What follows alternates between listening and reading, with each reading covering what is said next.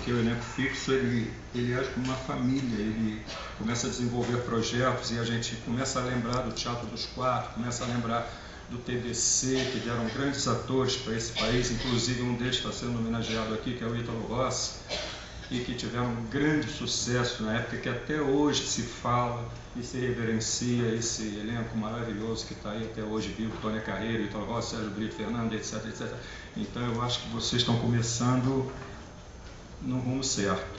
E eu gostaria que também a gente, nesse debate, aliás eu não gosto desse nome debate não, que lembra briga, contestação, debate político na televisão. Eu acho que isso aqui é uma celebração ao teatro, é um encontro de amigos, onde a gente está despojado de vaidades, de qualquer tensão. A gente está aqui para bater um papo, para perguntar a eles como é, como é que não é, o que eles pretendem, o que eles não querem. Ninguém precisa ter medo de fazer pergunta, seja ela qual for. Eu gostaria de dar um ponto de partida nas perguntas. Eu queria que vocês me definissem o porquê e o nome Teatro de Demolição.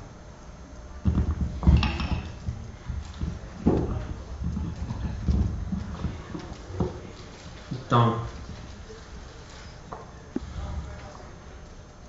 na verdade, eu acho que esse nome surgiu porque a ideia foi minha. E eu andava muito enjoado de teatro, né? Apesar de eu gostar muito de fazer teatro, ser ator, diretor.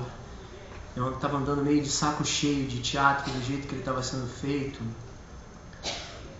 principalmente aqui no Rio, onde eram sempre as mesmas coisas, as pessoas não...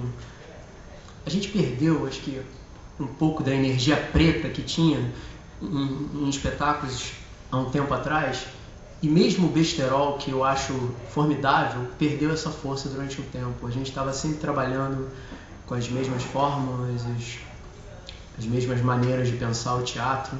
Se via muito pouco alguma inovação, né? Claro que tem exceções maravilhosas, né? Eu poderia citar grupos como o Vertigem, que é um grupo formidável, o próprio Zé Celso, que continua aí super vivo e forte, grupos novos como um grupo de Brasília, o Tucán, que acabou de apresentar um espetáculo maravilhoso aqui no Rio. Então tem algumas pessoas fazendo teatro muito bacana no Brasil, mas no geral eu achava tudo muito ruim, né? Estava enjoado de fazer aquilo.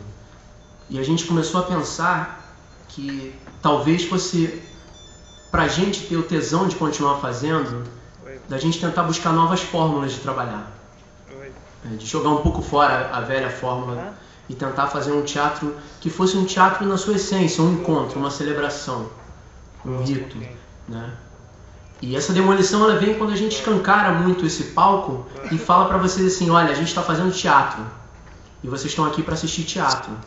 E o teatro ele é feito justamente desse encontro, né? O que a gente pretende, nem sempre a gente consegue, é que toda vez que a gente entra em cena, a gente entre com uma força, uma vida enorme para morrer justamente no final, se doar completamente para o espectador. Eu acho que esse é o grande objetivo da gente quando a gente entra.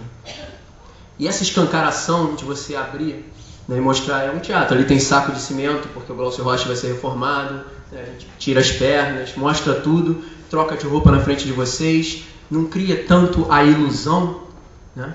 Mas ao mesmo tempo que a gente está mostrando que somos atores, quando a gente entra em cena, a gente entra muito vivo, para valer, dando vida a esses personagens. É sempre uma dualidade muito grande, ator e personagem. E a forma da gente trabalhar também, né? A gente trabalha num processo colaborativo, esse texto foi todo escrito colaborativamente, outros atores participaram do processo. A gente até teve uma temporada anterior que tinham 6 atores ao invés de 3, todos eles formidáveis, que participaram desse processo. E a maneira de trabalho é muito gostosa, porque a gente parte de uma folha em branco, de um tema, de alguma coisa que está causando uma inquietude na gente. E a gente começa a partir daí a construir um teatro. É um teatro que tem um corpo vivo, muito além do texto só. Não sei, já estou falando muito, eu sou meio prolixo. Eu vou passar para você de volta. Vocês entenderam? Vocês gostariam de falar sobre isso também, do Teatro de Demolição? Não? Está aberto aí, então, a perguntas. Quem se candidata, por obséquio, só levantar o dedinho. Tem alguém aí com o microfone para citar? Tem? Quem é que quer fazer? como eu tenho que sair rápido, só vou fazer duas perguntas rápidas. Concordo com você plenamente, você falou sobre o teatro. A gente trabalha com isso, tem hora que encheu o saco mesmo, o teatro foi, perdeu o momento, somente aqui no Rio de Janeiro. Agora, uma curiosidade é sobre, para você, né, Natasha? Natasha, fez figurino. A simbologia, Mariana, a simbologia do figurino no começo dos rasgos, é isso? Assim, Chama a atenção. Opa! sim, na verdade, assim, a gente tem um figurino básico, que seria quase um uniforme de trabalho, né? Meu ofício, eu tô aqui, coloco meu uniforme e vou pra cena. E aí, só que como a gente tem uma peça que é muito fragmentada, a gente precisava diferenciar esses personagens de alguma forma, assim. Óbvio que na interpretação ele também é diferenciado, mas assim, a gente sentiu necessidade de diferenciar no figurino também. E aí, os buracos, eles acabaram ganhando dois sentidos, né? Na verdade, eles surgiram com uma outra ideia e acabaram servindo para esse sentido também. Como que a gente se cobre, mas a gente ainda está com espaço para ver, olha, a gente ainda está aqui, somos os atores. E o buraco é porque a temática, ela é muito... Eu acho que todos os personagens, eles têm... eles são vazios, sabe? Eles têm esses buracos, eles estão gangrenando, são muito vulneráveis. Então eu acho que é como se eles tivessem... eles tentassem se cobrir, se esquivar de tudo aquilo, mas eles transbordam. E esses buracos servem para mostrar que... Esses detalhes é que fazem a diferença de um espetáculo para outro. Sim. Quer fazer a outra pergunta? Quer fazer duas? Não, a outra é isso mesmo, o teatro andou. Eu também, que a gente de teatro que encheu. Inclusive participei do começo desse projeto aí dos besteróis, com o terror, e depois foi um saco, porque todo mundo quis fazer igual. E a coisa ficou e foge, o público. Aí a gente entra naquele questionamento. Por que o público some do teatro? Um esvaziamento mesmo. Exatamente.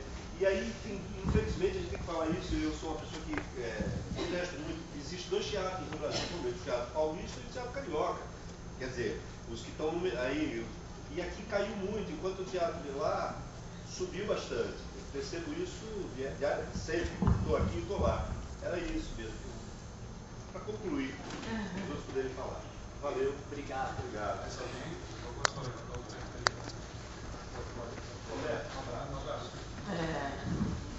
Parabéns.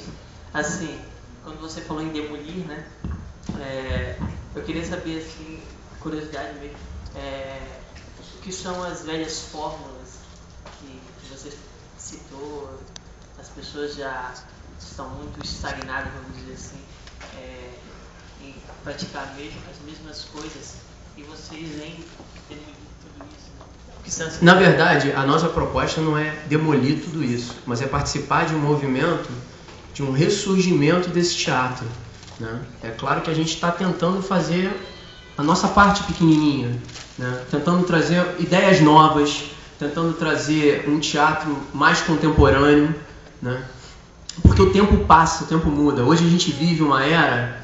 Essa era da informação, ela é muito rápida, né? A internet, a telecomunicação hoje em dia é muito avançada, e o espectador, ele não pode estar sempre naquela mesma, que você entra, um espetáculo pesado, cenários, aquela velha interpretação. Isso para mim enche um pouco o saco, mas é a minha opinião, entendeu? Tem muita coisa legal que é feita assim, mas eu não acredito mais nesse teatro onde você tente... de uma certa forma, enganar o espectador fingindo ser outro. É claro que isso é um artifício, o personagem sempre é outro, mas sempre é o ator, né?